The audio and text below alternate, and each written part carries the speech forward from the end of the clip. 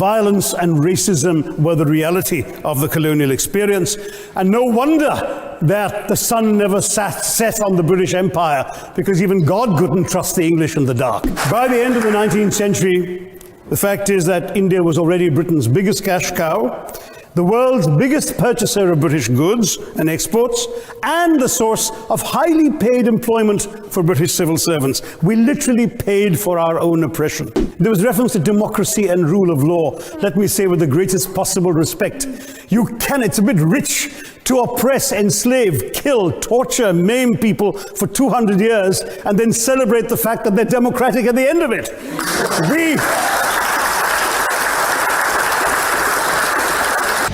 India's share of the world economy when Britain arrived on its shores was 23%. By the time the British left, it was down to below 4%. Why? Simply because India had been governed for the benefit of Britain. Britain's rise for 200 years was financed by its depredations in India. In fact, Britain's industrial revolution was actually premised upon the deindustrialization of India. The handloom weavers, for example, famed across the world, whose products were exported around the world, Britain came right in. There were actually these weavers making fine muslin, light as woven air, it was said. And Britain came right in, smashed their thumbs, broke their looms, imposed tariffs and duties on their cloth and products, and started, of course, taking the raw materials from India and shipping back manufactured cloth, flooding the world's markets with what became the products of the dark and satanic mills of Victorian England. That meant that the weavers in India became beggars, and India went from being a world-famous exporter of finished cloth into an importer, went from having 27% of world trade to less than 2%. Meanwhile, colonialists like Robert Clive bought their rotten boroughs in England on the proceeds of their loot in India, while taking the Hindi word loot into their dictionaries as well as their habits.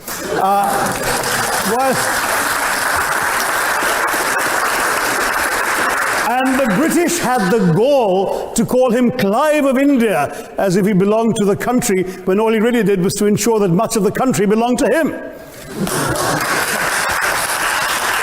By the end of the 19th century, the fact is that India was already Britain's biggest cash cow, the world's biggest purchaser of British goods and exports, and the source of highly paid employment for British civil servants. We literally paid for our own oppression. Between 15 and 29 million Indians died of starvation in British-induced famines. The most famous example, of course, was the Great Bengal Famine during the Second World War, when 4 million people died because Winston Churchill deliberately, as a matter of written minuted policy, proceeded to divert essential supplies from civilians in Bengal to sturdy Tommies and Europeans as reserve stockpiles. He said that the starvation of anyway underfed Bengalis mattered much less than that of sturdy Greeks. This is Churchill's actual quote. And when conscience-stricken British officials wrote to him, pointing out that people were dying because of this decision, he peevishly wrote in the margins of the file, "Why hasn't Gandhi died yet?"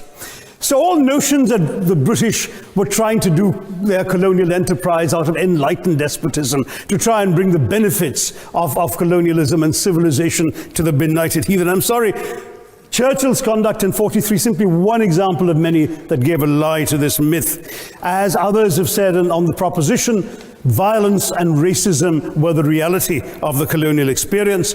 And no wonder that the sun never set on the British Empire, because even God couldn't trust the English in the dark. Well, let me quantify World War I for you. 1/6 of all the British forces that fought in the war were Indian. 54,000 Indians actually lost their lives in that war. 65,000 were wounded. Another 4,000 remained missing or in prison. Indian taxpayers had to cough up £100 million in that time's money. India supplied 70 million rounds of ammunition, 600,000 rifles and machine guns, 42 million garments were stitched and sent out of India, and 1.3 million Indian personnel served in this war. But not just that, India had to supply 173,000 animals, 370 million tons of supplies, and in the end, the total value of everything that was taken out of India. India, by the way, suffering from recession at that time and poverty and hunger, was in today's money 8 billion pounds. You want quantification? It's available.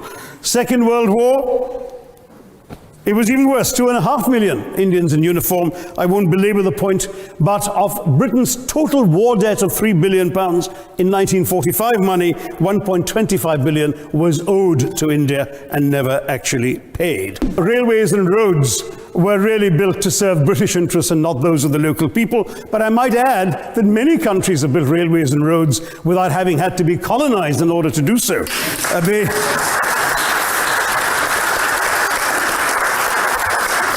They were designed to carry raw materials from the hinterland into the ports to be shipped to Britain. And the fact is that the Indian or Jamaican or other colonial public, their needs were incidental.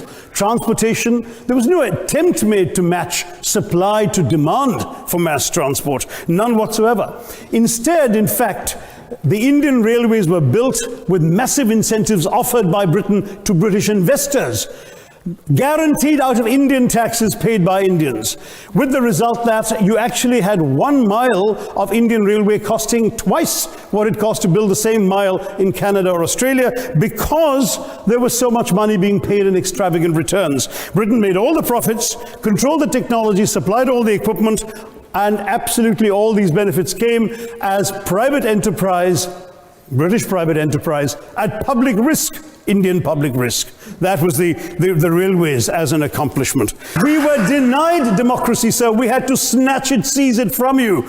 With the greatest reluctance, it was conceded in India's case after 150 years of British rule, and that too with limited franchise. The British aid to India is about 0.4% of India's GDP. The government of India actually spends more on fertilizer subsidies, which might be an appropriate metaphor for that argument. It's been pointed out, for example, the dehumanization of Africans in the Caribbean, the massive psychological damage that has been done, the undermining of social traditions, of property rights, of the authority structures of these societies, all in the interests of British colonialism. And the fact remains that many of today's problems in these countries, including the persistence, in some cases the creation of racial and ethnic and religious tensions, were the direct result of the colonial experience. So there is a moral debt that needs to be paid. Someone challenged reparations elsewhere. Well, I'm sorry, Germany doesn't just give reparations to Israel. It also gave reparations to Poland. Perhaps some of the speakers here are too young to remember the dramatic picture of Chancellor Willy Brandt on his knees in the Warsaw Ghetto in 1970. And there are other examples. There is Italy's reparations to Libya. There's Japan's to Korea. Even Britain has paid reparations to the New Zealand Maoris. So it's not as if this is something unprecedented or unheard of that's going to somehow open some sort of nasty Pandora's box. The fact is very simply, sir, that we are not talking about reparations as a tool to empower anybody. They're a tool for you to atone for the wrongs that have been done. And I am quite prepared to accept the proposition that you can't evaluate, put a monetary sum on the kinds of horrors people have suffered. Certainly no amount of money can expiate the loss of a loved one, as somebody pointed out there. You're not going to be able to figure out an exact amount. But the principle is what matters. The fact is that to speak blithely of sacrifices on both sides, as an analogy was used here, a burglar comes into your house, ransacks the place, stubs his toe, and you say, well, there was a sacrifice on both sides. That, I'm sorry to say, is not an acceptable argument.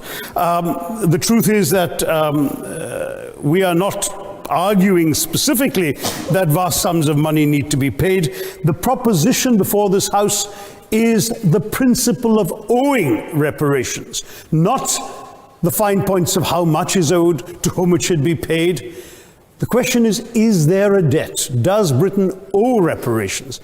As far as I'm concerned, the ability to acknowledge a wrong that has been done, to simply say sorry, will go a far, far, far longer way than some percentage of GDP in the form of aid. What is required, it seems to me, is accepting the principle that reparations are owed. Thank you very much, Madam President.